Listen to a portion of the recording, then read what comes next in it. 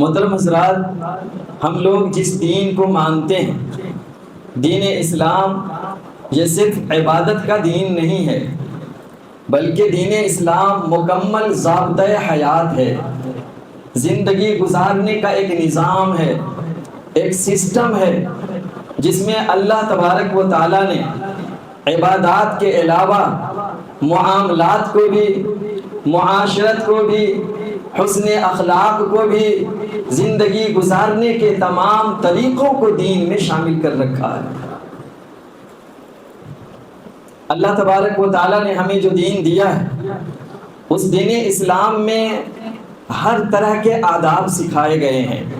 ہم اور آپ جانتے ہیں کہ اگر پانی پینا ہو تو پانی پینے کے بھی آداب ہیں، کھانا کھانا ہو کھانا کھانے کے بھی آداب ہیں، واش روم جانا ہو تو واش روم کے بھی طریقے رسول اللہ صلی اللہ علیہ وسلم نے سکھائے ہیں۔ آپس میں مسلمان سے ملاقات کرے تو اس ملاقات کے بھی آداب سکھائے گئے ہیں۔ اسی طریقے سے دین اسلام میں مریضوں کی، بیماروں کی عیادت کی بڑی فضیلت، بڑا اجر و ثواب بیان کیا گیا ہے، اور اس کے آداب بھی آقا محمد صلی اللہ علیہ وسلم نے سکھائے ہیں۔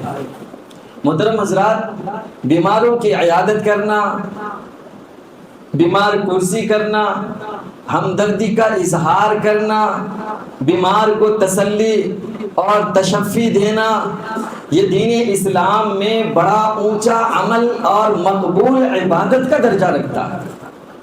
بہت بڑی نیکی، بہت بڑی عبادت اور بہت بڑا اونچا عمل ہے کسی بیمار کی عیادت کرنا، اس سے ہمدردی کا اظہار کرنا اور اس کو تسلی اور تشفی کی باتیں کہنا۔ حضرت شیخ عبدالحق محدث دہلوی رحمۃ اللہ علیہ کہتے ہیں کہ بیمار اگر عام حالات میں، یعنی اس کی دیکھ ریکھ کرنے والا، اس کی نگرانی کرنے والا اگر کوئی آدمی موجود ہو تو عام حالت میں بیمار کی عیادت سنت ہے، لیکن کوئی ایسا بیمار شخص ہے جس کے پاس عیادت کرنے والا کوئی نہیں ہے، اس کے دیکھ ریکھ کرنے والا کوئی نہیں ہے، تو جس شخص کو اس کی بیماری کا علم ہو جائے اس کے لیے عیادت واجب ہو جاتا ہے۔ حضرت ابو ہریرہ رضی اللہ تعالی عنہ روایت کرتے ہیں کہ رسول اللہ صلی اللہ علیہ وسلم نے فرمایا کہ مسلمانوں پر 5 حق ہیں، یعنی ایک مسلمان کا دوسرے مسلمان پر 5 حقوق ہیں۔ نمبر 1، سلام کرے تو جواب دینا۔ نمبر 2، بیمار ہو جائے تو عیادت کرنا۔ نمبر 3، انتقال ہو جائے تو اس کے جنازے میں شریک ہونا۔ نمبر 4، وہ دعوت دے تو اس کی دعوت کو قبول کرنا۔ اور نمبر 5، اگر وہ چیخے الحمدللہ کہے تو اس کے جواب میں یرحمک اللہ کہنا۔ یہ ایک مسلمان کا دوسرے مسلمان پر یہ 5 حقوق ہیں۔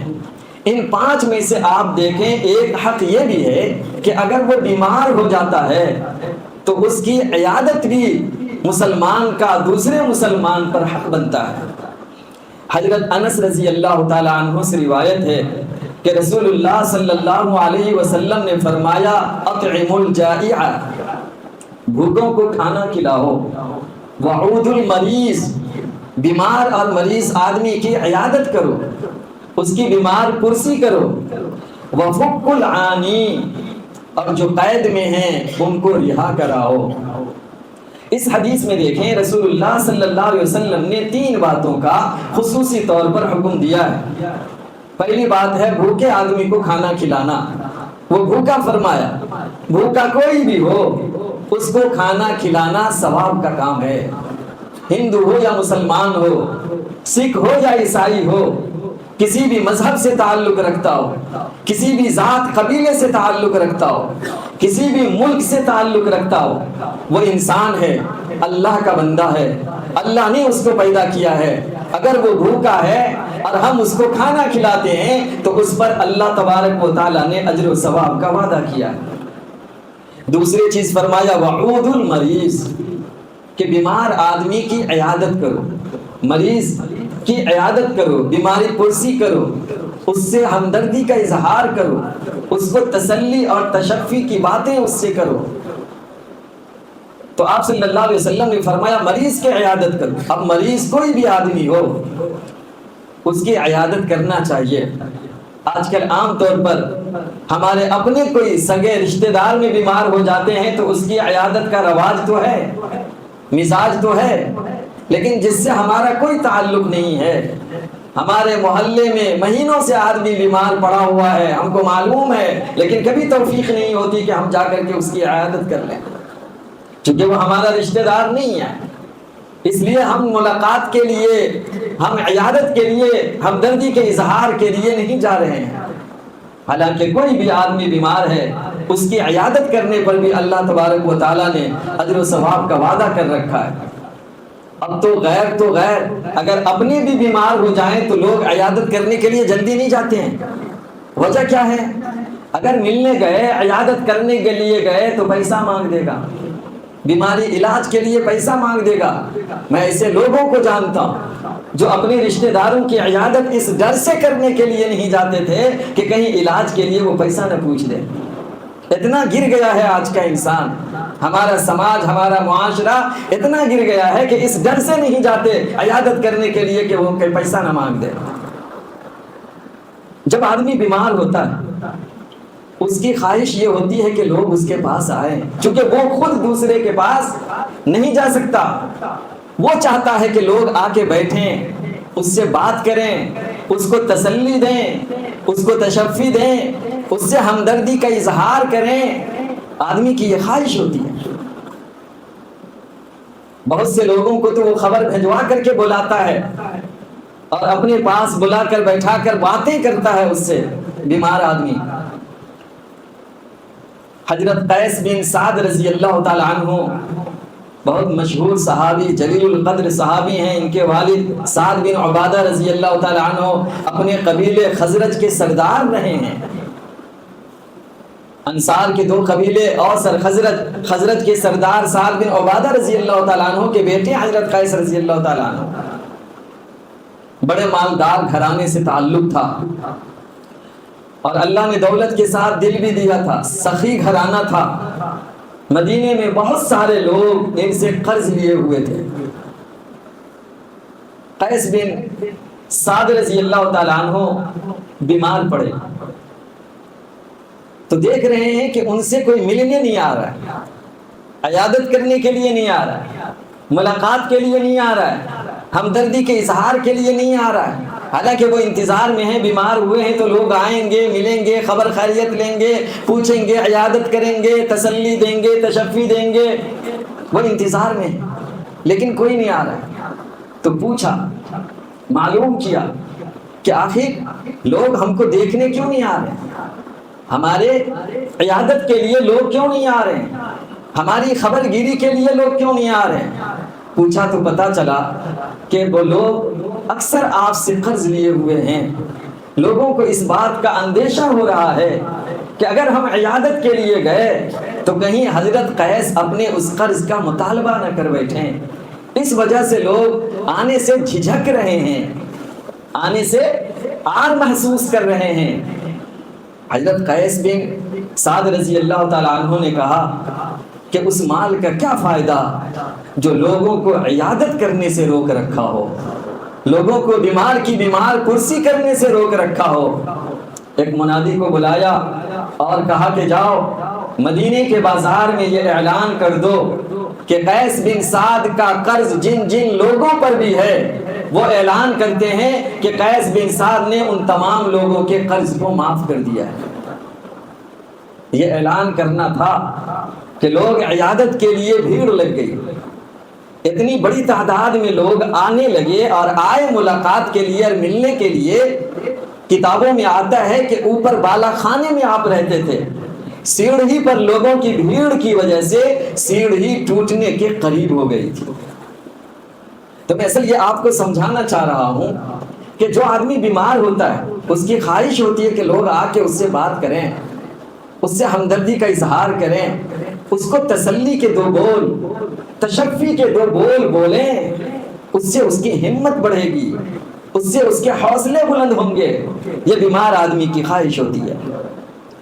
محمد مصطفیٰ صلی اللہ علیہ وسلم نے فرمایا کہ جو شخص وضو کرتا اور وضو کر لینے کے بعد صرف ثواب کی نیت سے اللہ کی رضامندی، اللہ کی خوشنودی حاصل کرنے کے لیے صرف ثواب کی نیت سے مریض کی عیادت کے لیے جاتا ہے تو اللہ تبارک و تعالیٰ اس کو جہنم سے اتنی دور کر دیتا ہے کہ 60 سال مسافت کے برابر اس کو جہنم سے، دوزخ سے دور کر دیا جاتا ہے۔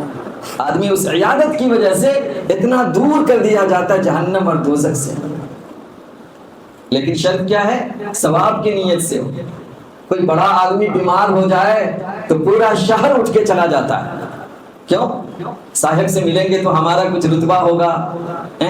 کوئی بڑا آدمی، عہدے والا، منصب والا اگر بیمار ہو گیا ہے تو پورا محلہ جاتا، امیر بیمار ہو گیا ہے پورا محلہ جاتا، لیکن وہی پڑوس میں غریب کئی مہینے سے پڑا ہوا ہے، توفیق نہیں ملتی۔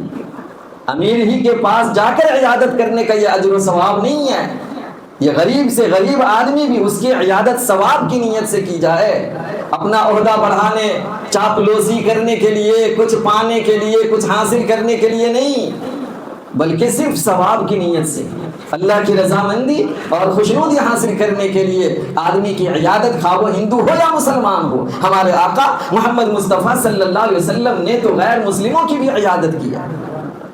مشہور واقعہ ہے، آپ صلی اللہ علیہ وسلم کے پاس ایک یہودی نوجوان لڑکا رہتا تھا، وہ بیمار پڑ گیا، آپ صلی اللہ علیہ وسلم کو پتہ چلا تو آپ صلی اللہ علیہ وسلم اس سے ملاقات کے لیے اس کے گھر گئے۔